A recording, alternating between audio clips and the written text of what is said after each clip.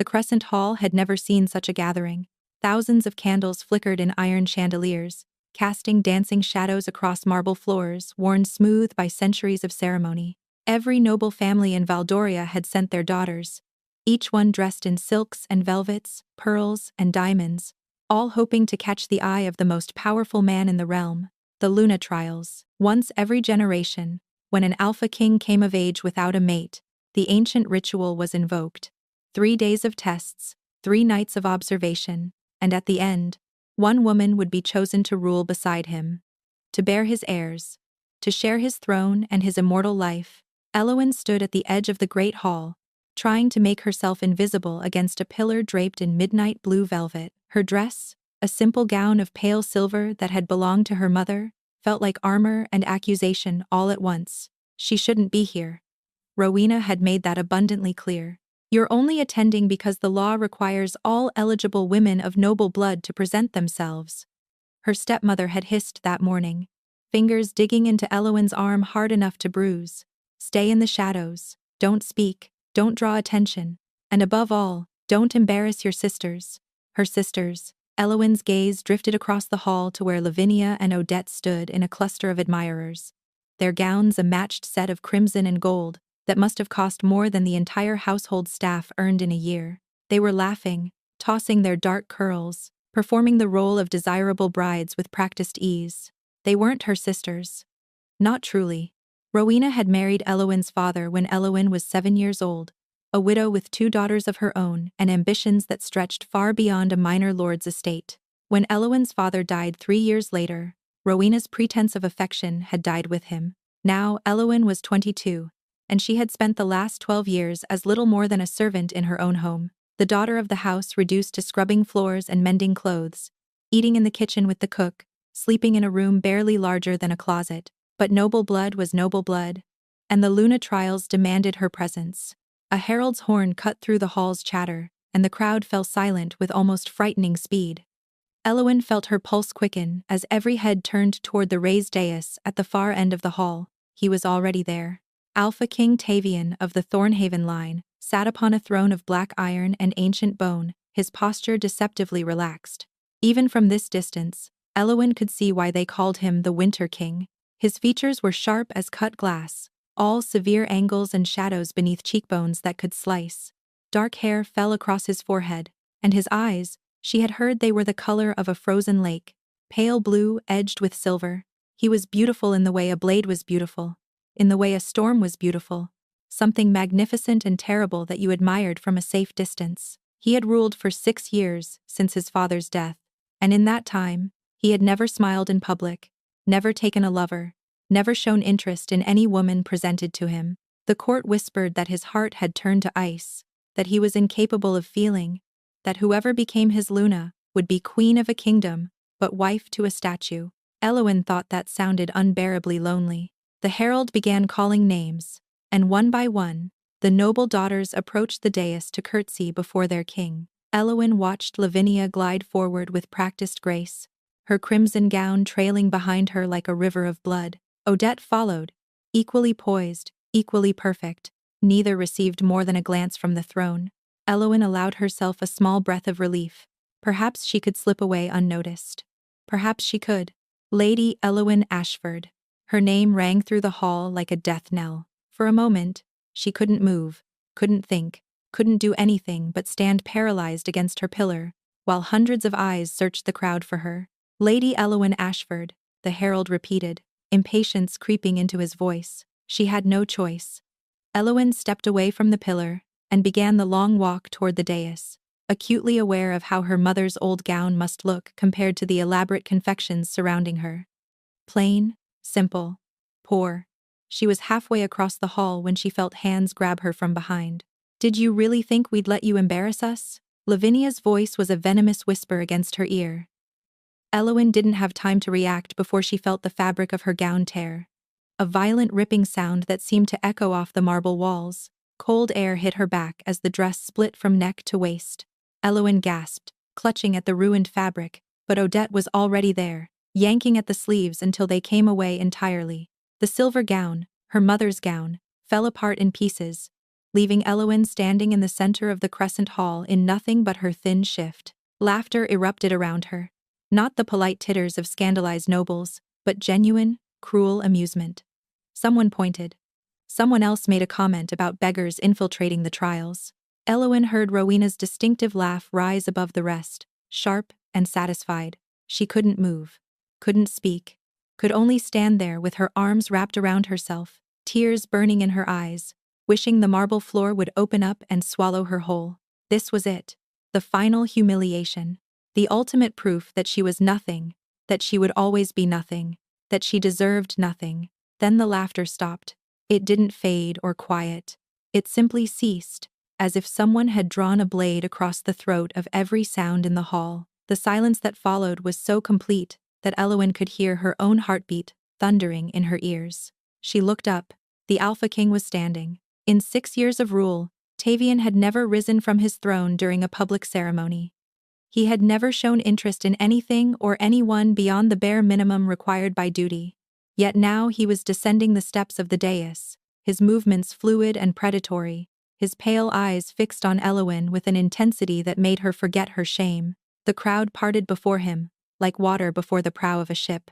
No one dared speak. No one dared breathe. He stopped directly in front of her, close enough that she could see the silver flecks in his ice-blue eyes, close enough to catch the scent of pine and winter wind that clung to him. His expression was unreadable, carved from the same stone as his throne. Then, without a word, he reached up and unclasped the heavy cloak from his own shoulders. The fabric was black as midnight, lined with silver fur, and emblazoned with the snarling wolf of his house. It was the cloak of the Alpha King, the symbol of his authority, his protection, his claim. He draped it around her shoulders. The weight of it settled over Eowyn like a promise, warm from his body, soft against her bare skin. She stared up at him, unable to comprehend what was happening, unable to process the gasps rippling through the crowd. "What is your name?" His voice was low, rough, as if he hadn't used it in a very long time. "Eowyn," she whispered. "Eowyn Ashford." Something flickered in those pale eyes, something that might have been recognition, or surprise, or something far more dangerous. "Eowyn," he repeated, and her name in his mouth sounded like a spell being cast. "You will come with me." He turned and walked back toward the dais, clearly expecting her to follow. Eowyn stood, rooted in place, clutching the edges of his cloak, aware that every person in the hall was staring at her with expressions ranging from shock to fury to naked envy. Her gaze found Rowena in the crowd. Her stepmother's face had gone white as bone, her mouth hanging open in disbelief. Lavinia looked like she might faint. Odette was already crying. Eowyn didn't understand what had just happened. She didn't understand why the Alpha King had singled her out, why he had given her his cloak, why he had spoken her name like it meant something. But as she gathered her courage and began to follow him, she felt the weight of his cloak around her shoulders and knew with sudden, terrifying certainty that her life had just changed forever. The corridors of Thornhaven Palace stretched endlessly before Eowyn, each one grander and more intimidating than the last. Tapestries depicting ancient hunts lined the walls, woven wolves frozen mid-leap as they brought down stags and bears and creatures she couldn't name. Torches burned in iron sconces, casting long shadows that seemed to move when she wasn't looking directly at them.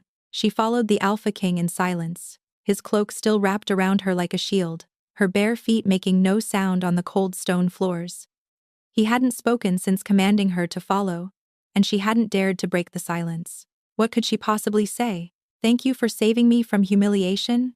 Why did you do it? What do you want from me?" The questions burned in her throat, but fear kept them trapped there. Finally, he stopped before a heavy oak door carved with the phases of the moon. He pushed it open to reveal a chamber that took Eowyn's breath away. A fire crackled in an enormous hearth. A bed large enough for 6 people dominated one wall, draped in furs and silks. Windows overlooked a moonlit garden where silver flowers bloomed despite the autumn chill. "These will be your rooms," Tavian said, still not looking at her. "Servants will bring you proper clothing, food, whatever you require." Eowyn stepped inside, overwhelmed by the sheer luxury of it. She had grown up in a noble house, yes, but Rowena had stripped away every comfort years ago. She couldn't remember the last time she had slept in a real bed, let alone one like this. "I don't understand." she said, the words escaping before she could stop them. Tavian paused in the doorway. What don't you understand? Any of this? Elowyn turned to face him, clutching his cloak tighter. Why did you help me? Why did you give me your cloak? The whole kingdom will be talking about what it means, and I don't even know what it means. For a long moment, he simply looked at her. His gaze traveled over her face with an intensity that made her skin warm, as if he was searching for something, cataloging every detail, committing her to memory. Do you know what happens when an alpha king gives his cloak to a woman? He asked quietly. Elowyn shook her head. It is a declaration of protection. A statement that she belongs to him, that any who harm her will answer to him personally. His jaw tightened. It is, in essence, a claim. The word hung between them, heavy with implication. But you don't know me, Elowyn protested. We've never even spoken before tonight. Why would you claim a woman you've never met?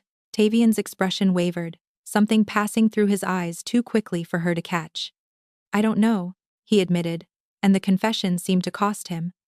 When I saw you standing there, when I saw what they had done to you, I felt. He stopped abruptly, his hands curling into fists at his sides. Felt what? Elowyn pressed. It doesn't matter.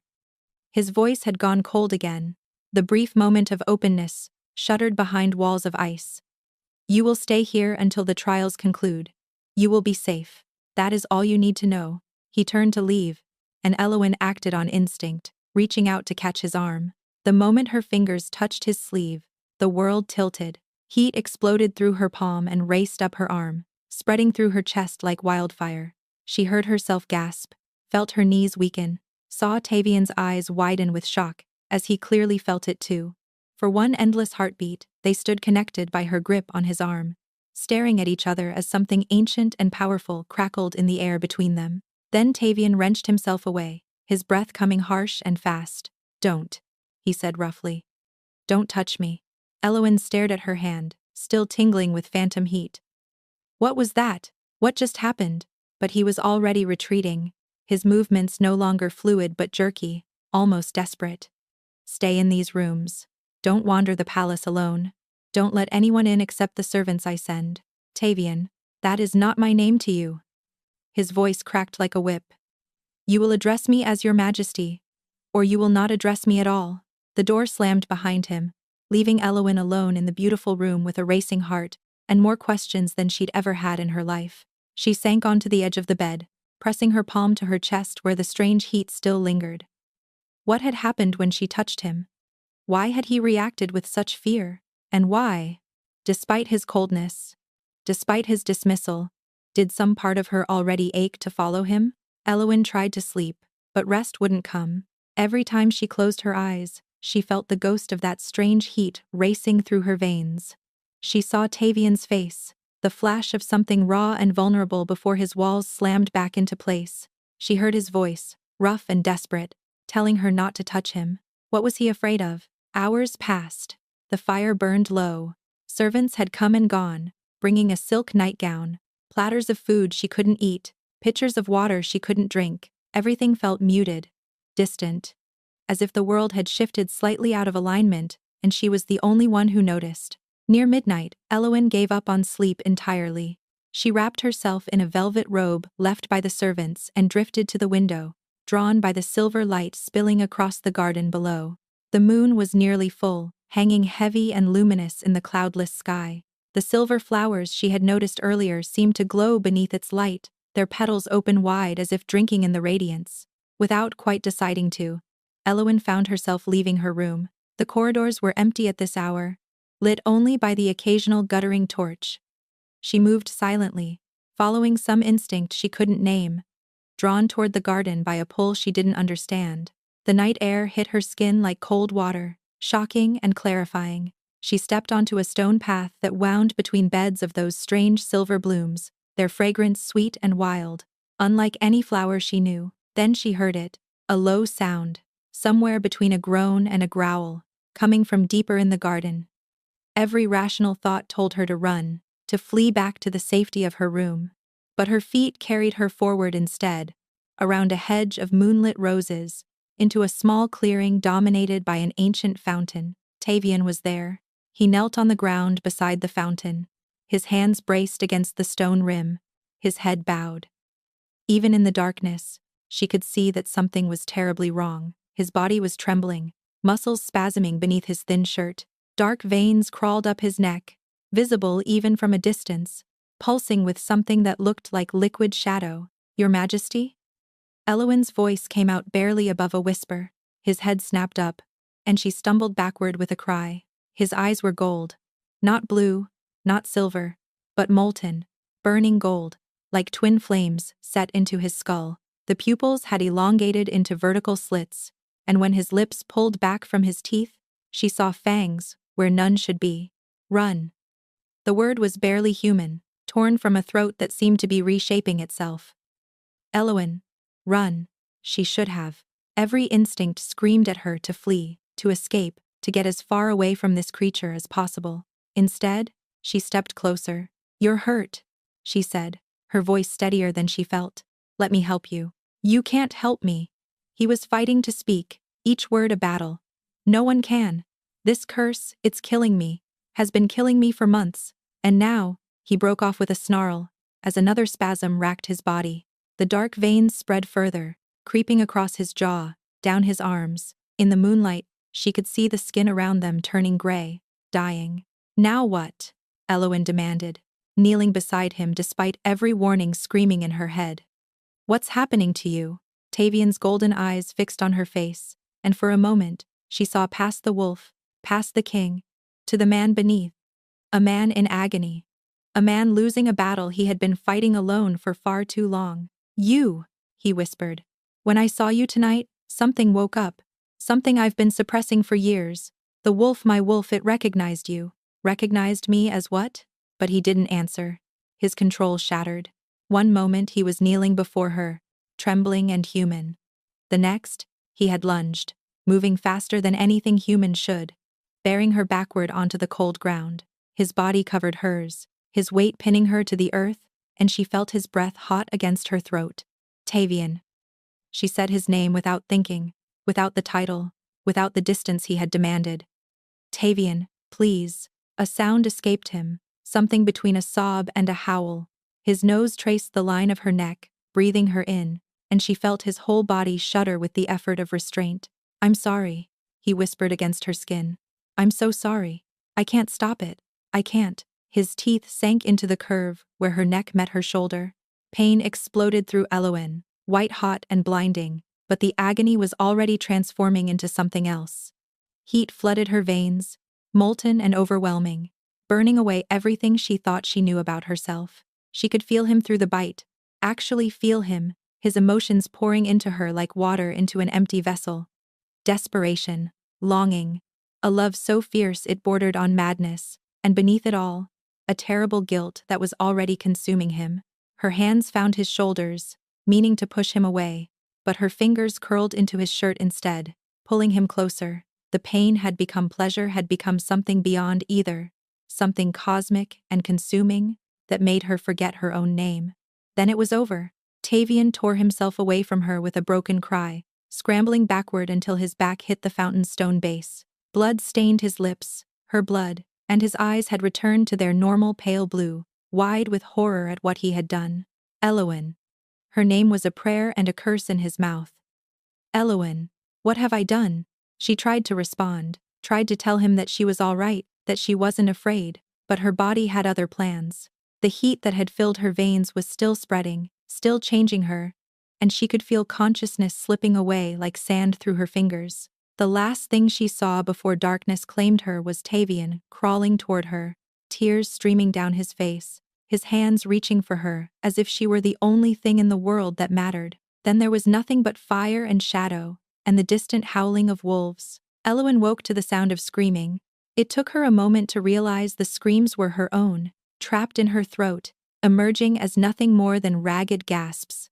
She was lying on something soft, surrounded by warmth, and when she forced her eyes open, she found herself back in the moonlit chamber she had been given. How had she gotten here? Memory returned in fragments. The garden, Tavian's golden eyes, the bite. Her hand flew to her neck, expecting to find torn flesh and dried blood. Instead, Her fingers traced skin that was nearly smooth, bearing only the faintest raised marks where his teeth had pierced her. The wound should have been savage, should have required stitches and weeks of healing. Yet here she was, whole and alive, with nothing but a strange tingling warmth where the bite had been. "You're awake." Elowen turned her head to find an elderly woman sitting beside her bed, her weathered face lined with concern, and something that might have been wonder. She wore the simple gray dress of a palace healer, and her hands were busy grinding herbs in a small stone mortar. "Where is he?" Elowen's voice came out hoarse, barely recognizable. "Where is Tavian?" The healer's expression tightened. "The king is in his chambers. He collapsed shortly after bringing you here. The curse—" She stopped herself, pressing her lips together as if she had said too much. "What curse?" Elowen pushed herself upright, ignoring the wave of dizziness that followed. "I saw something in the garden, dark veins spreading across his skin. He said it was killing him." The healer studied her for a long moment, something shifting in her eyes. "How much did he tell you?" "Nothing. He told me nothing except that his wolf recognized me." Elowen swung her legs over the side of the bed, gratified when they held her weight. "Take me to him. My lady, you should rest. Take me to him now." Perhaps it was something in her voice, or perhaps the healer saw something in Elowen's face that convinced her argument was futile. Either way, she set down her mortar and rose with a resigned sigh. "Follow me." The king's chambers were in the oldest part of the palace, behind doors carved with wolves and moons that seemed to watch Elowen as she approached. 2 guards stood at attention, but they parted at the healer's nod, allowing both women to pass. Inside, the room was dim, lit only by a dying fire and a single candle beside the massive bed. And in that bed, barely visible beneath a mountain of furs, lay Tavian. Elowen's breath caught in her throat. He looked like death. His skin had gone gray, stretched tight over bones that seemed sharper than they had been hours ago. The dark veins she had seen in the garden now covered half his body, pulsing with that terrible shadow, spreading even as she watched. His breathing was shallow, labored, each exhale rattling in his chest. "The curse accelerated after he bit you," the healer said quietly, as if the effort of restraining his wolf used up whatever strength he had left. "How long does he have?" The healer's silence was answer enough. Elowen moved to the bedside, sinking onto the edge of the mattress. Up close, she could see the fine tremors running through his body, could hear the soft sounds of pain escaping his unconscious lips. Without thinking, she reached out and took his hand. Heat sparked between them, that same electric connection she had felt before, but now, it was different. Now she could feel something flowing through that connection. Something dark and poisonous trying to crawl from his body into hers. And beneath it, fighting against the corruption, she felt something else entirely. Power. It rose from somewhere deep inside her, a warmth that had nothing to do with the fire or the furs or the strange heat of his skin. It gathered in her chest, spread down her arms, pooled in her palms where they pressed against his hand. "No," she whispered to herself. "Not this. Anything but this." But the power didn't care about her fear. It didn't care about the years she had spent hiding, suppressing, pretending it didn't exist. It recognized the curse that was killing him, and it wanted to destroy it. "My lady?" The healer's voice seemed very far away. "My lady, your hands?" Elowen looked down and felt the last of her resistance crumble. Golden light was pouring from her palms, soft and radiant, wrapping around Tavian's hand like liquid sunrise. She could feel it working, feel it seeking out the dark veins of corruption and burning them away. The curse fought back, vicious and hungry, but her power was older, purer, fueled by something she couldn't name. She poured everything she had into him. The shadow retreated, the dark veins faded, shrinking back toward whatever wound had first allowed them entry. Color returned to his skin, and his breathing steadied, deepened, and became the easy rhythm of natural sleep. When it was over, Elowen slumped forward, utterly drained. She was vaguely aware of the healer catching her, of voices raised in alarm, of footsteps rushing into the room, but all she could focus on was Tavian's face. Peaceful now, the lines of pain smoothed away. She had saved him. "What manner of creature are you?" the healer breathed, staring at Elowen with something between fear and reverence. Elowen didn't answer. She didn't have an answer. All she knew was that the power she had spent her entire life hiding had just been witnessed by someone who served the palace. Her secret was no longer her own. As consciousness began to fade, she thought she felt Tavian's fingers tighten around hers. Thought she heard him whisper something in an ancient language, words that sounded like a prayer. Then, darkness took her, and she knew nothing more. When she woke again, he was gone. 3 weeks. 3 weeks since the night in the king's chambers. 3 weeks since Elowyn had saved Tavian's life with power she shouldn't possess. 3 weeks since she had been escorted back to her stepmother's house with nothing but a formal letter announcing that the Luna trials had been postponed indefinitely. 3 weeks of silence. Elowyn stood at the window of her tiny room, staring out at the gray autumn sky. The cloak was gone, confiscated by Rowena, the moment Elowyn had crossed the threshold. Her mother's ruined dress had been burned. Every trace of her time at the palace had been erased, as if it had never happened at all. But the bite mark on her neck remained, hidden beneath high collars and carefully arranged hair. And at night, when she closed her eyes, she could still feel him, could still sense him somewhere out there, a distant warmth at the edge of her consciousness that flared whenever she dreamed. The dreams were getting worse. In them, Tavian came to her chamber. He knelt beside her bed and spoke to her in that ancient language she couldn't understand but somehow felt in her bones. He touched her face with trembling fingers, called her words that sounded like moonlight and forever. She always woke, reaching for him. He was never there. Elowyn! Rowena's voice cut through her reverie like a blade. Elowyn turned from the window, composing her features into the blank mask she had perfected over 12 years of servitude. Her stepmother stood in the doorway, flanked by Lavinia and Odette. All three wore expressions of barely contained triumph. "You have visitors," Rowena said, her lips curving into a smile that made Elowyn's blood run cold. Important visitors. She didn't have time to ask what that meant before hands grabbed her arms and dragged her from the room. The great hall of her childhood home had been transformed. Where dusty portraits and faded tapestries usually hung, now there were banners bearing an unfamiliar crest, a silver sword piercing a wolf's heart. And standing beneath those banners were men in armor, their faces hard and cold and hungry. "The Witch Hunters Guild," Lavinia whispered gleefully in Elowyn's ear. "Rowena sent them a letter weeks ago. They're very interested in what you did at the palace." The floor seemed to tilt beneath Elowyn's feet. One of the armored men stepped forward, his graying beard doing nothing to soften the cruelty in his eyes. "Lady Elowyn Ashford?" "Yes," she managed. "I am Commander Valdrick of the Witch Hunters Guild. You stand accused of practicing forbidden magic within the walls of Thornhaven Palace." He produced a scroll from his belt, unrolling it with ceremonial precision. "A witness has testified that you used unnatural power to interfere with the natural order, specifically by healing a curse that was divine punishment for the sins of the wolf-blooded." "Divine punishment?" Elowyn stared at him in disbelief. "He was dying, as the blessed texts command." Valdrick's voice was ice. "The wolf-blooded are abominations.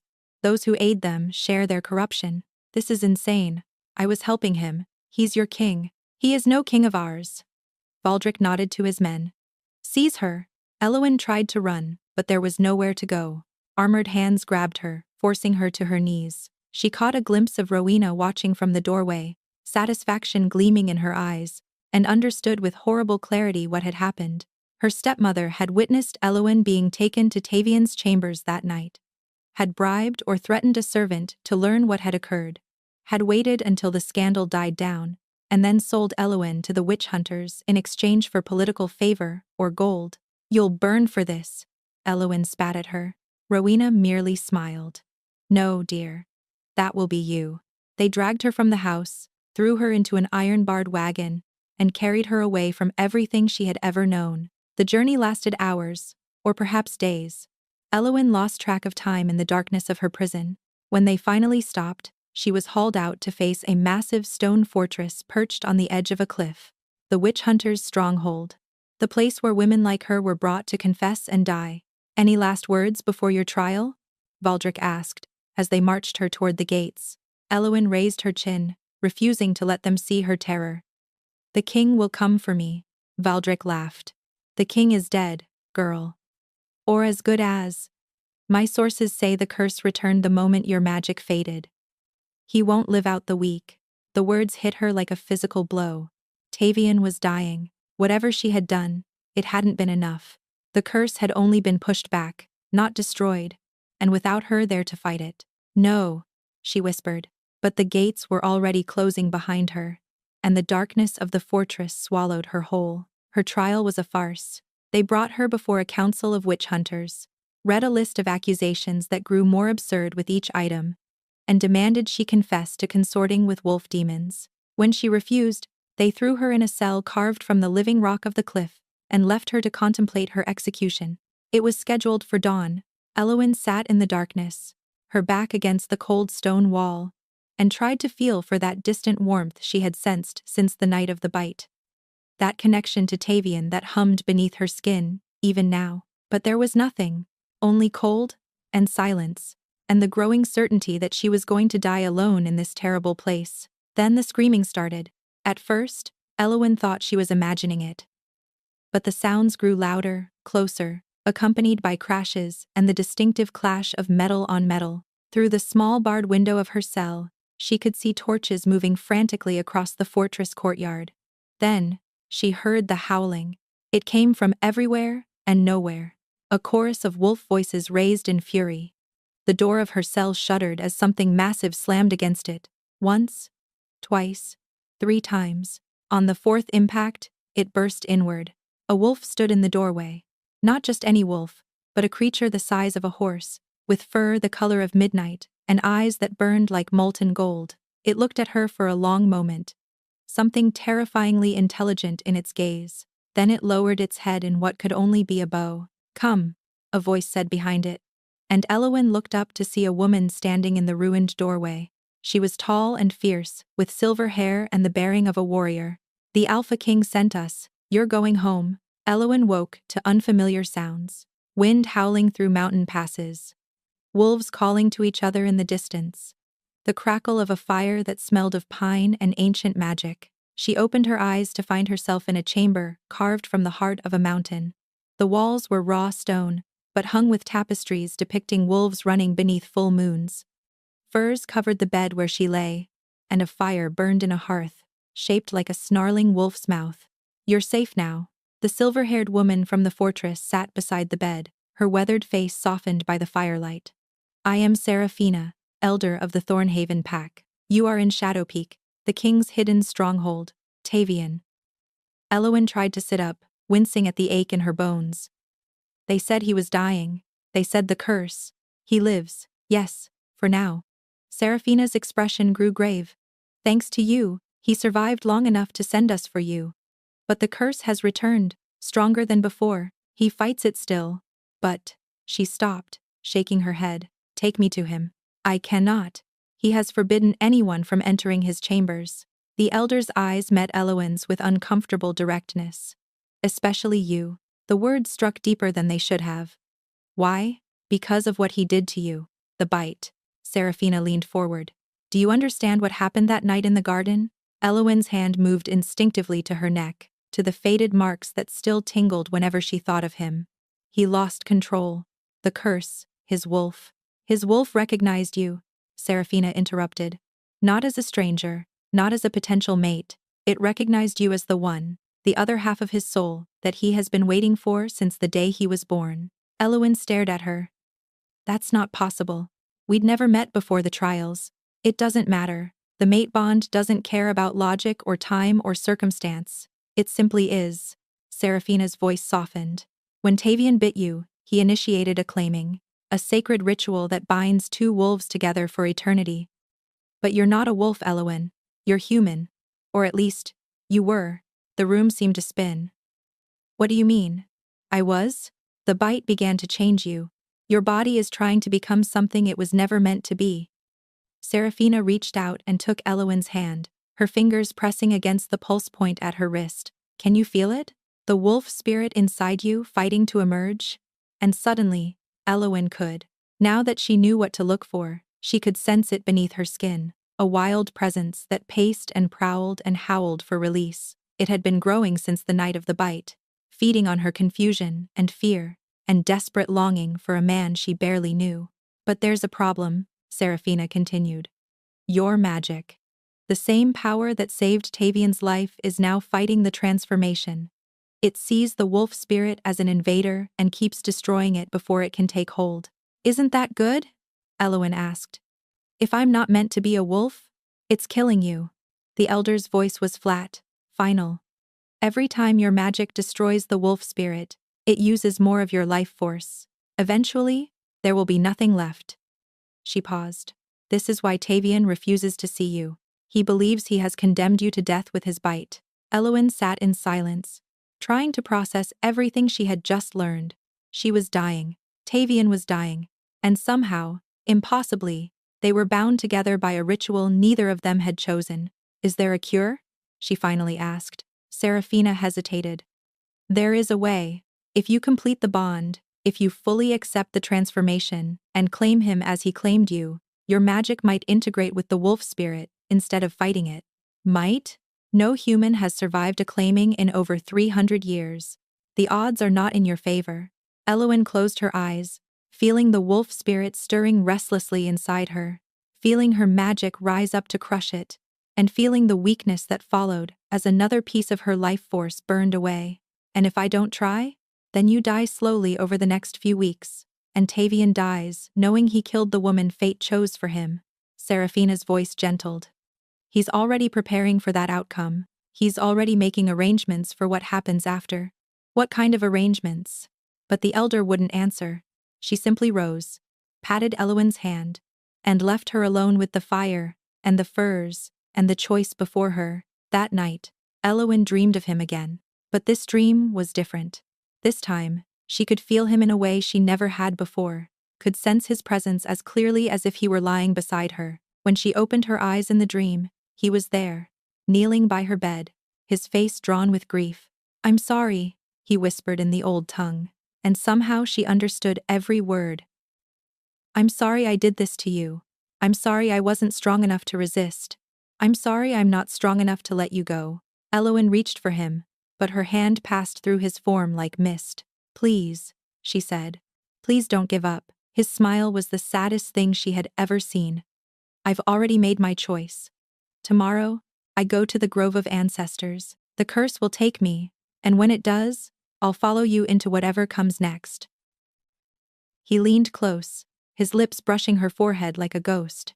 Wait for me, my heart. I won't be long. She woke with a scream on her lips, and tears streaming down her face. The dream had been real. She knew it with absolute certainty. Tavian was going to let the curse kill him because he couldn't bear to live with what he had done. He was going to die, and she was the only one who could stop him. Elowen threw herself from the bed before the last echoes of her scream had faded. Her body protested violently, waves of weakness washing over her, as her magic and the wolf spirit continued their endless war. She ignored it, staggering toward the door on legs that trembled with each step. Where is he? She demanded of the guard outside her chamber. The wolf warrior stared at her in shock. My lady, you should be in bed. Where is he? Something in her voice made him answer. The Grove of Ancestors. It lies 3 miles west, past the ridge. His face crumpled with grief. But it's too late. The ritual began at midnight. By dawn, the king will. Elowen didn't wait to hear the rest. She was already running. The fortress was a maze of stone corridors and carved stairways, but instinct guided her to an exit, a small door that opened onto a mountain path still dark with pre-dawn shadows. The cold hit her like a fist, stealing her breath, but she didn't stop. 3 miles. She had to cover 3 miles in a body that was barely holding together. She made it perhaps 100 yards before her legs gave out. The ground was hard and frozen beneath her, and for a moment, Elowen simply lay there, gasping, feeling her strength ebbing away. This was it. This was as far as she could go. Tavian was going to die, and she couldn't even. No. The word blazed through her mind with sudden, ferocious clarity. She thought of her mother's ruined dress, torn away by cruel hands. She thought of 12 years spent serving people who hated her, hiding her true self, pretending to be less than she was. She thought of Tavian's face when he had given her his cloak, the first person in her entire life who had looked at her and seen something worth protecting. She was not going to let him die. Something cracked inside her, a barrier she had spent her entire life maintaining, and instead of trying to rebuild it, instead of fighting the wild presence that howled for release, Elowen did something she had never done before. She let go. The pain was indescribable. Her bones shattered and reformed. Her muscles tore and rebuilt. Her skin rippled and flowed like water, taking a new shape. She screamed, but the sound that emerged was not human. It was a howl, high and fierce and filled with primal triumph. When it was over, Elowen stood on 4 legs, her body covered in fur the color of fresh snow. She could see farther than she ever had, could smell scents she had no names for, could feel the mountain beneath her paws as if it were part of her own body. The wolf spirit was no longer fighting her magic. They had merged, becoming something new, something that was purely and completely her. And through the bond that now sang clear and strong in her blood, she could feel Tavian. Elowen ran. She flew across the mountain landscape, faster than any horse, faster than the wind itself. The grove of ancestors rose before her. Ancient trees twisted into shapes around a clearing, where torches burned against the coming dawn. She burst through the tree line just as the first rays of sunlight touched the eastern sky. The grove was filled with wolves in both forms, standing in silent witness around a raised stone altar. And on that altar, Tavian knelt in human form, his head bowed, his hands bound before him with chains of silver that smoked against his skin. Before him stood a wolf elder, with a blade of pure silver, raising it high as ritual words poured from his lips. "Stop!" The word tore from Elowen's throat as she shifted back to human form, naked and glorious and burning with power that lit up the entire grove. Every head turned toward her, every eye widened in disbelief, but she had eyes only for Tavian. He was staring at her, as if she were a ghost, as if she were a goddess, as if she were every dream he had ever dreamed made suddenly, impossibly real. "Elowen?" Her name was a broken whisper on his lips. "How? You don't get to leave me," she said, striding through the parting crowd, her bare feet leaving prints of golden light on the ground. "You don't get to make that choice for both of us. Not when I've spent my entire life waiting for you without even knowing it." She reached the altar and grabbed his bound hands, ignoring the burn of silver against her palms. "The bond," the elder protested. "It cannot be completed without her claiming him in return?" Elowen turned to face the gathered pack, and her voice rang with authority she had never known she possessed. "Then, watch." She turned back to Tavian, cupping his face in her hands, forcing him to meet her eyes. "You saved me when I was broken and humiliated. You showed me what it felt like to be worthy of protection." Her voice cracked. "Now let me save you." She kissed him, pouring every ounce of the love she had discovered in these weeks into the press of her lips against his, and when she finally pulled back, she bent her head to his throat, to the exact spot where neck met shoulder, and she bit down. His blood was fire and starlight on her tongue. Through the bond, she felt the curse recoil, felt it burn away like shadows before the sun. She felt his wolf spirit rise to meet hers, felt their souls intertwine in a bond that death itself could not sever. When she finally released him, the chains of silver had melted away, and Tavian's eyes were clear, bright, and free of any trace of corruption. "My queen," he breathed, and the title was a prayer. Around them, the pack erupted into howls of celebration, wolf voices raised in honor of their king and his bride. But Elowen barely heard them. She was lost in Tavian's arms, in his kiss, in the overwhelming rightness of finally being exactly where she belonged. Later, she would learn that Rowena and her daughters had been exiled in disgrace, their titles stripped, that the Witch Hunters Guild had been disbanded by royal decree, that her story had spread across the realm, inspiring others who had hidden their true selves. But in that moment, standing in the grove of ancestors, with dawn breaking gold across the mountains, none of that mattered. All that mattered was Tavian's arms around her, his heart beating against hers, and the simple, profound truth that settled into her bones like coming home after a lifetime of wandering. She was exactly where she was meant to be. She was home. Thank you so much for listening. I hope you enjoyed the story. If you'd like to listen on the go, all my stories are also available on Spotify under my name. You'll find the link in the description below. A big thank you to everyone who's following. Your support truly means the world to me.